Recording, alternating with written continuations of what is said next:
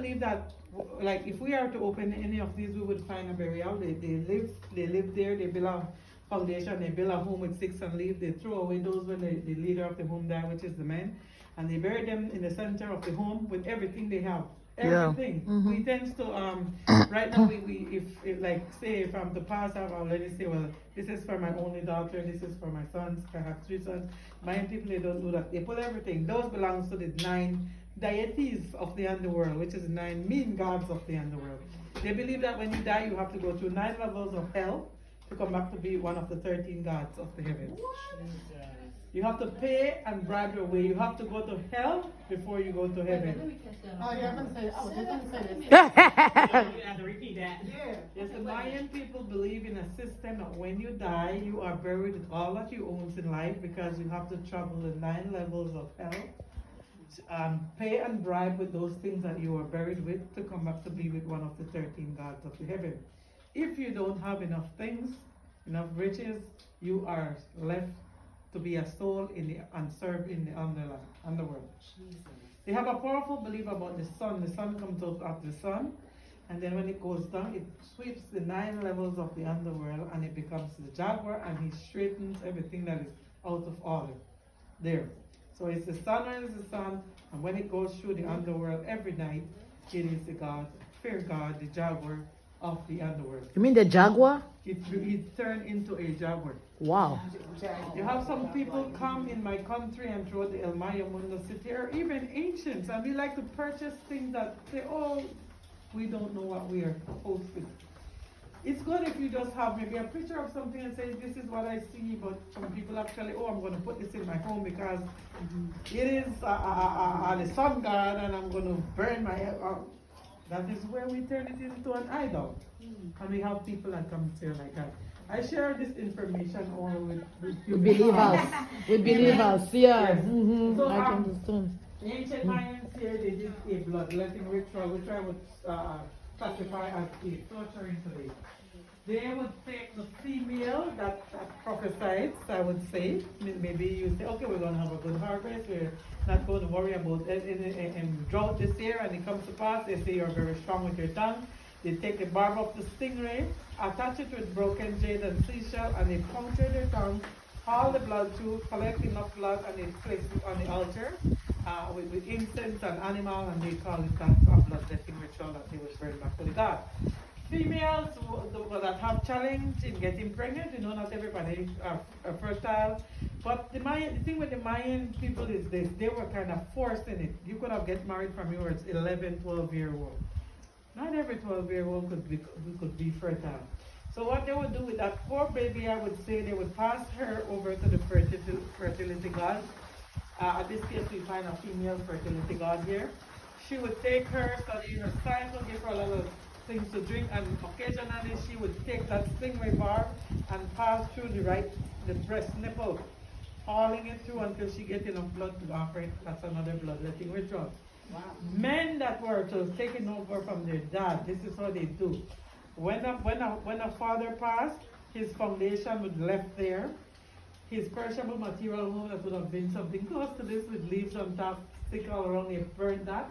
He then would build a smaller foundation. Just say, for example, this is the first foundation of the priest would be buried in here. His son would build a smaller foundation. He built his home. When he died, and his takeover, it went up again like an onion. He built a smaller foundation. His son takes over. And everything, there are generations upon generations. They live because they say they need the dead to go through everyday life. Exactly how they do it, I don't really know. The Mayan people also believe that it is an everyday thing to please 13 gods in the heaven. 13 gods is like having 13 husbands or 13 wives, or 13 bosses.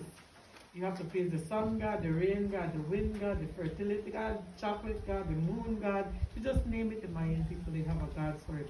And they themselves that were in leadership or royalty, unless they were taking over royalty, they weren't the one that was going through all these pains. Exactly. They would have taken the poor people and do these things to them. The European came along, it's in like 800, 950 AD, and saw these things. They didn't exactly understand the language but they know that what they were saying weren't right. So they went to the poor people that were doing all of this, and they changed them from the mindset of giving their young daughters or playing the game and chopping off everybody's head. Because if we were to find a ball court, if one was here, there's none here, but in other cities, they would have played the game, and at the end of the game, the whole entire team and the captain head will be chopped off. That is called a human sacrifice. So they went to the poor people and they say, you know what, guess what? We have drought, we have rain, it comes, it goes, it comes, it goes. You don't need to give any head, you don't need to give any blood. These are called seasons. The eclipse of the sun and the moon, it happens sometimes, it's going to come back. You don't need to be cutting up yourself or taking blood and placing it on an altar. So they start studying these things, and this is when around 950 AD, the city, they start to collapse due to a peace that revolt. They war against the leaders, they desecrate, they burn, they do all, they destroy history. The only history we could find of mine is those in the burial. They have a belief that you are not to be tampered with anybody's burial, because those belongs to the gods of the underworld and the upper heaven.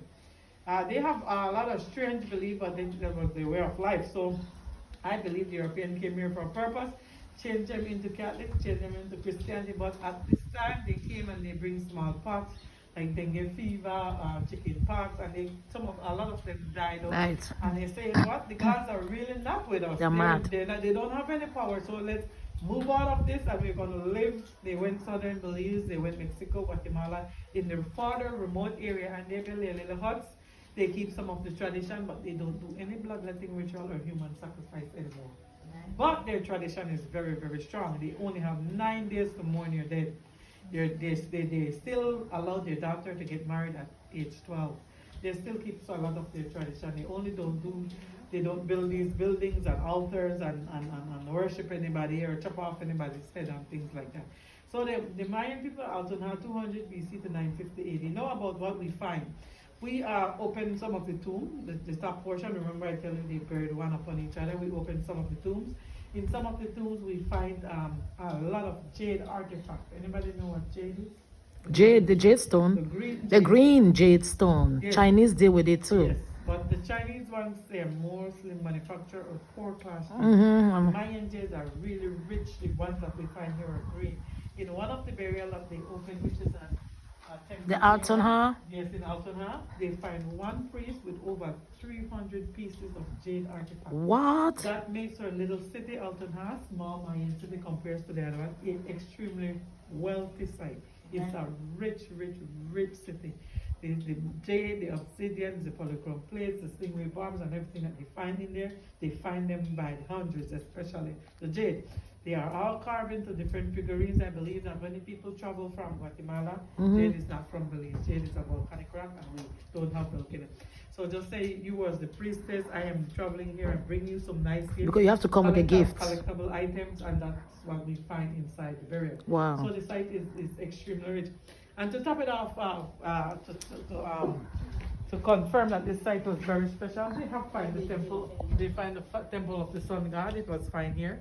The temple of the sun god, and the name of the sun god that they find is Kinich Aha. It weighs 9 3/4 pounds. It stands almost 6 inches in height.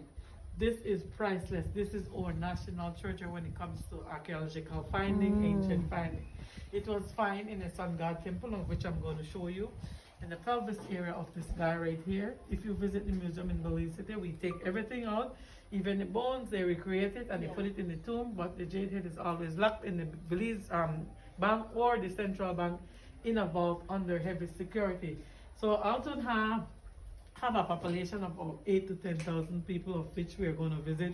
Royalty would have been almost 3,000 people living here, and out of Altun came many, many artifacts. One of the most significant pieces, which is the Maya sun god, Kinishaha. So we could go and actually see, and then for those who want to get on top of the building,